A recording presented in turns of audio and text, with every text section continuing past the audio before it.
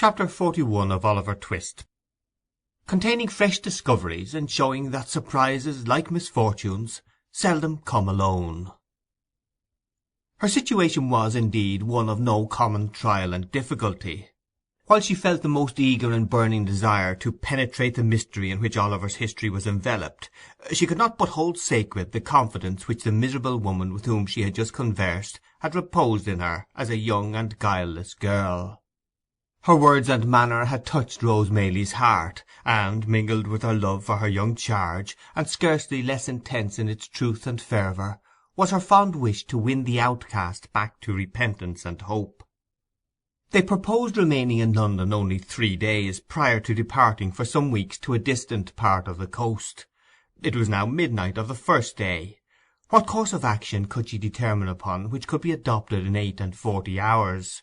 Or how could she postpone the journey without exciting suspicion? Mr. Losburn was with them, and would be for the next 2 days.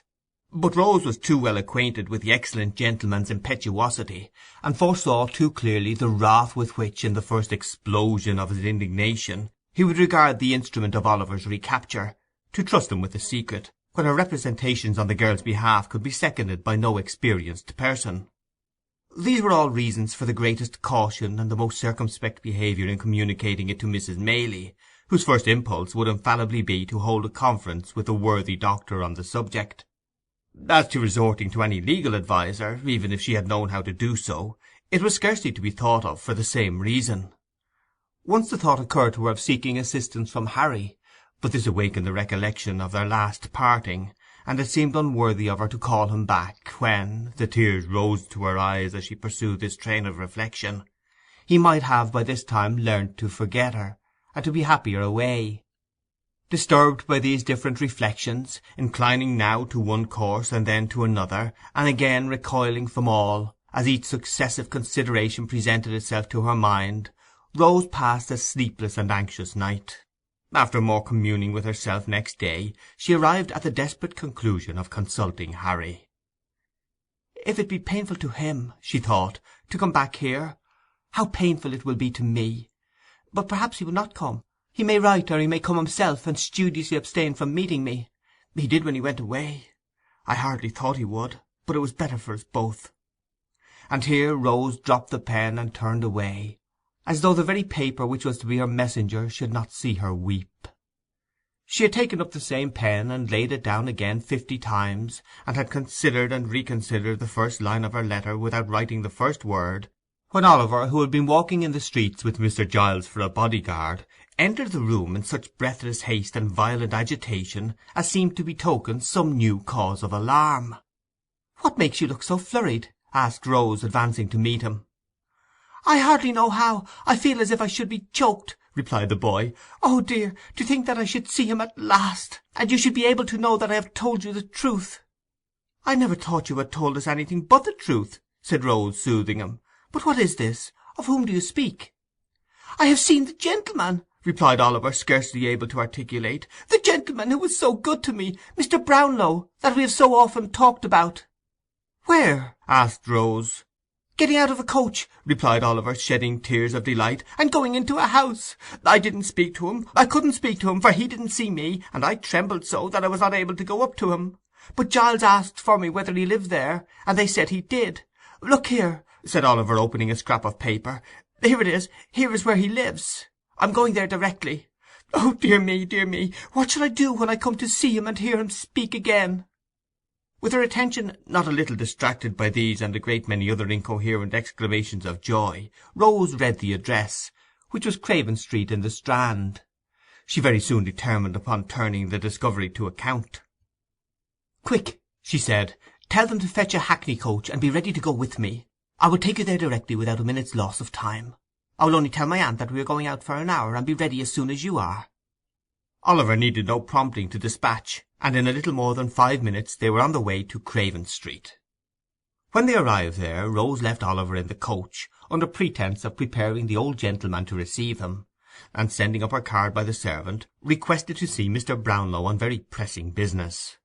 The servant soon returned, to beg that she would walk upstairs, and following him into an upper room, Miss Maylie was presented to an elderly gentleman of benevolent appearance, in a bottle-green coat, at no great distance from whom was seated another gentleman in nankeen breeches and gaiters, who did not look particularly benevolent, and who was sitting with his hands clasped on the top of a thick stick, with his chin propped thereupon. "Dear me," said the gentleman in the bottle-green coat, hastily rising with great politeness, "I beg your pardon, young lady. I imagined it was some importunate person who—I beg you will excuse me. Be seated, pray." "Mr. Brownlow, I believe, sir," said Rose, glancing from the other gentleman to the one who had spoken. "That is my name," said the old gentleman. "This is my friend, Mr. Grimwig. Grimwig, will you leave us for a few minutes?" "I believe," interposed Miss Maylie, "that at this period of our interview I need not give that gentleman the trouble of going away. If I am correctly informed, he is cognizant of the business on which I wish to speak to you." Mr. Brownlow inclined his head. Mr. Grimwig, who had made one very stiff bow and risen from his chair, made another very stiff bow and dropped into it again. "I shall surprise you very much, I have no doubt," said Rose, naturally embarrassed, "but you once showed great benevolence and goodness to a very dear young friend of mine, and I am sure you will take an interest in hearing of him again." "Indeed," said Mr. Brownlow. "Oliver Twist, as you knew him," replied Rose.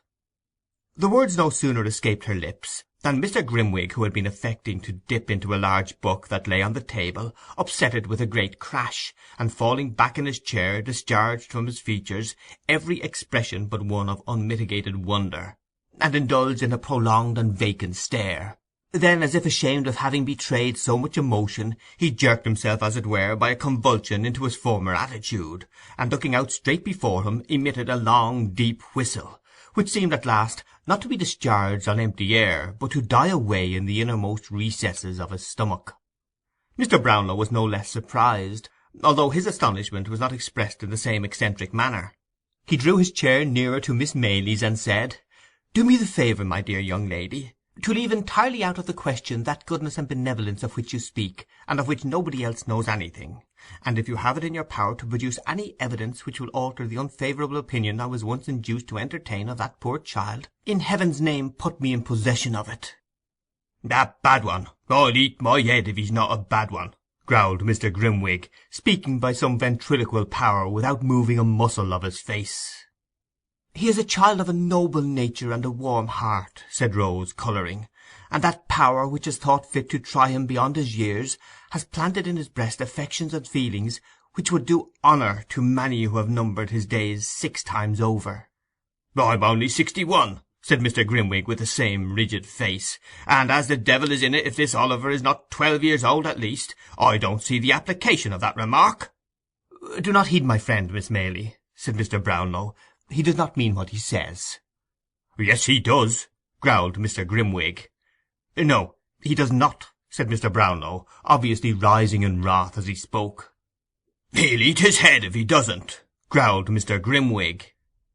"He would deserve to have it knocked off if he does," said Mr. Brownlow.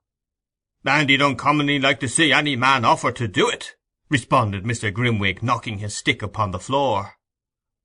Having gone thus far, the two old gentlemen severally took snuff, and afterwards shook hands according to their invariable custom. "Now, Miss Maylie," said Mr. Brownlow, "to return to the subject in which your humanity is so much interested, will you let me know what intelligence you have of this poor child, allowing me to promise that I exhausted every means in my power of discovering him, and that since I have been absent from this country, my first impression that he had imposed upon me, and had been persuaded by his former associates to rob me, has been considerably shaken." Rose, who had had time to collect her thoughts, at once related, in a few natural words, all that had befallen Oliver since he left Mr. Brownlow's house, reserving Nancy's information for that gentleman's private ear, and concluding with the assurance that his only sorrow for some months past had not been able to meet with his former benefactor and friend. "Thank God!" said the old gentleman. "This is great happiness to me, great happiness. But you have not told me where he is now, Miss Maylie. You must pardon my finding fault with you, but why have you not brought him?" "He is waiting in the coach at the door," replied Rose. "At the door?" cried the old gentleman, with which he hurried out of the room, down the stairs, up the coach steps, and into the coach, without another word. When the room door closed behind him, Mr. Grimwig lifted up his head, and converting one of the hind legs of his chair into a pivot, described 3 distinct circles with the assistance of his stick and the table, sitting in it all the time. After performing this evolution, he rose and limped as fast as he could up and down the room at least 12 times, and then, stopping suddenly before Rose, kissed her without the slightest preface. "Hush," he said, as the young lady rose in some alarm at this unusual proceeding. "Don't be afraid. I'm old enough to be your grandfather. You're a sweet girl. I like you. Here they are." In fact, as he threw himself at one dexterous dive into his former seat, Mr. Brownlow returned, accompanied by Oliver, whom Mr. Grimwig received very graciously. And if the gratification of that moment had been the only reward for all her anxiety and care in Oliver's behalf, Rose Maylie would have been well repaid. "There is somebody else who should not be forgotten, by the by," said Mr. Brownlow, ringing the bell. "Send Mrs. Bedwin here, if you please." The old housekeeper answered the summons with all dispatch, and dropping a curtsy at the door, waited for orders. "Why, you get blinder every day, Bedwin," said Mr. Brownlow, rather testily. "Well, that I do, sir," replied the old lady. "People's eyes at my time of life don't improve with age, sir." "I could have told you that," rejoined Mr. Brownlow. "But put on your glasses and see if you can't find out what you are wanted for, will you?"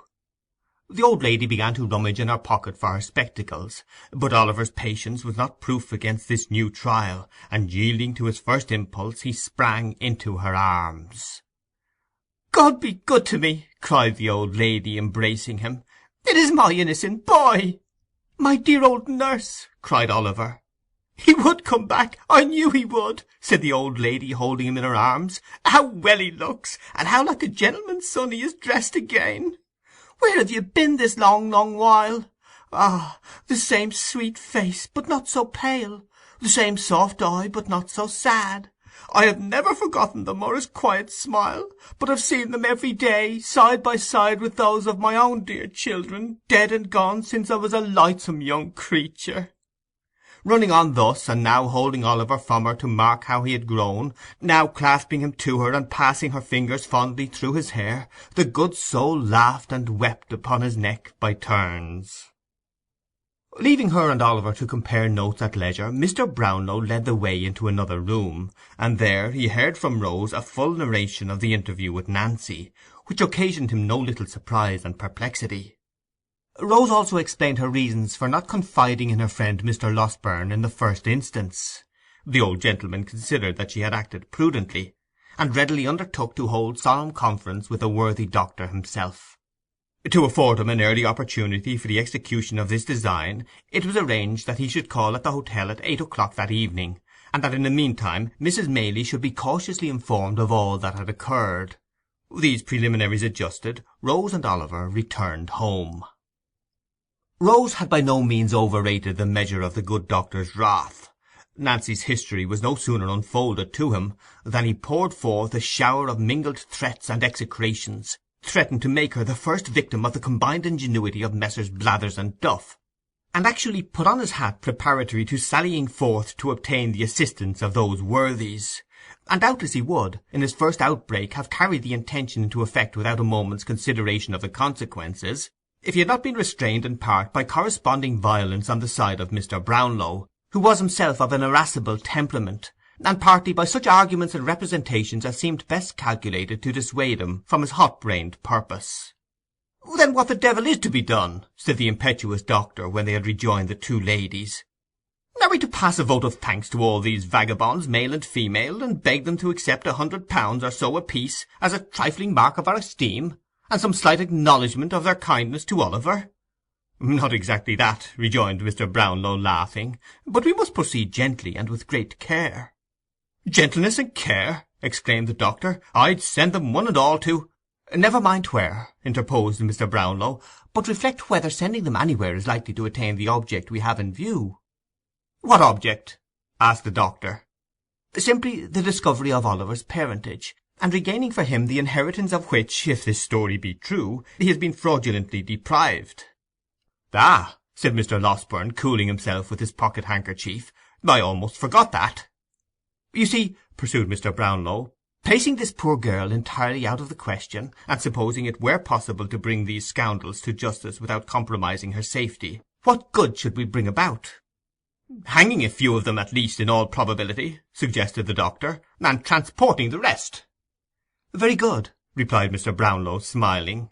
"But no doubt they will bring that about for themselves in the fulness of time, and if we step in to forestall them, it seems to me that we shall be performing a very quixotic act, in direct opposition to our own interest, or at least to Oliver's, which is the same thing." "How?" inquired the doctor. "Thus. It is quite clear that we shall have extreme difficulty in getting to the bottom of this mystery unless we can bring this man, Monks, upon his knees. That can only be done by stratagem, and by catching him when he is not surrounded by these people. For suppose if he were apprehended, we have no proof against him. He is not even, so far as we know, or as the facts appear to us, concerned with the gang in any of their robberies. If he were not discharged, it is very unlikely that he could receive any further punishment than being committed to prison as a rogue and vagabond, and of course ever afterwards his mouth would be so obstinately closed that he might as well, for our purposes, be deaf, dumb, blind, and an idiot." "Then," said the doctor impetuously, "I put it to you again, whether you think it reasonable that this promise to the girl should be considered binding? A promise made with the best and kindest intentions, but really—" "Do not discuss the point, my dear young lady, pray," said Mr. Brownlow, interrupting Rose as she was about to speak. "The promise shall be kept. I don't think it will, in the slightest degree, interfere with our proceedings. But before we can resolve upon any precise course of action, it will be necessary to see the girl, to ascertain from her whether she will point out this Monks, on the understanding that he is to be dealt with by us, and not by the law; or, if she will not, or cannot do that, to procure from her such an account of his haunts and description of his person as will enable us to identify him. She cannot be seen until next Sunday night. This is Tuesday. I would suggest that in the meantime we remain perfectly quiet, and keep these matters secret even from Oliver himself."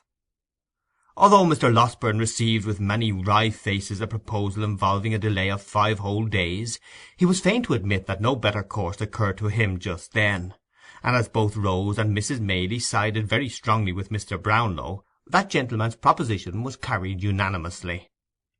"I should like," he said, "to call in the aid of my friend Grimwig. He is a strange creature, but a shrewd one, and might prove of material assistance to us. I should say that he was bred a lawyer, and quitted the bar in disgust because he had only one brief and a motion of court in 20 years, though whether that is recommendation or not, you must determine for yourselves." "I have no objection to your calling in your friend, if I may call in mine," said the doctor. "We must put it to the vote," replied Mr. Brownlow. "Who may he be?" "That lady's son, and this young lady's very old friend," said the doctor, motioning towards Mrs. Maylie, and concluding with an expressive glance at her niece. Rose blushed deeply, but she did not make any audible objection to this motion. Possibly she felt in a hopeless minority, and Harry Maylie and Mr. Grimwig were accordingly added to the committee. "We stay in town, of course," said Mrs. Maylie, "while there remains the slightest prospect of prosecuting this inquiry with a chance of success. I will spare neither trouble nor expense in behalf of the object in which we are all so deeply interested, and I am content to remain here, if it be for 12 months, so long as you assure me that any hope remains." "Good," rejoined Mr. Brownlow, "and as I see on the faces about me a disposition to inquire how it happened that I was not in the way to corroborate Oliver's tale, and had so suddenly left the kingdom, let me stipulate that I shall be asked no questions until such time as I may deem it expedient to forestall them by telling my own story. Believe me, I make this request with good reason, for I might otherwise excite hopes destined never to be realized, and only increase difficulties and disappointments already quite numerous enough. Come, supper has been announced, and young Oliver, who's all alone in the next room, will have begun to think by this time that we have wearied of his company, and entered into some dark conspiracy to thrust him forth upon the world." With these words the old gentleman gave his hand to Mrs. Maylie, and escorted her into the supper-room.